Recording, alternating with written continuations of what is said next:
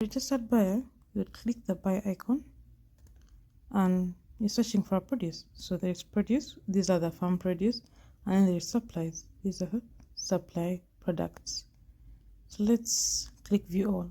You can come here, scroll through if you want to, if you found a produce that you like here, or you can view all the produce. Now I'm looking for, let's give an example of oranges. Looking for oranges.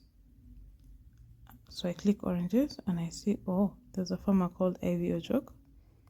His oranges are available in 2 weeks. This is the quantity he has, and there's a description here. So the price is 2,400. So I'm okay with that price, so I can click here to make a bid for this produce. Alright, so in the bid screen it shows the currency this farmer is using, what languages do they speak, their produce in detail, so the quantity, availability, and the price they're selling at a kg.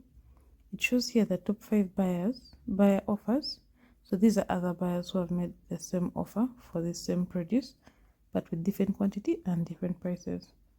So we are able to also make a bid. So what is the farmer's price?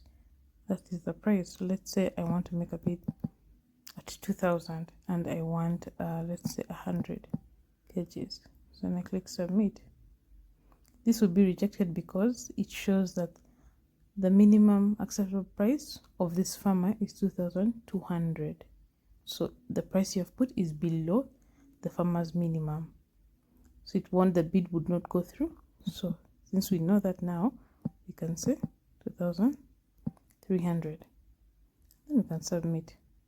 It says bid successful, and here we go. That's our bid. And the farmer will receive a notification for this bid that has been sent.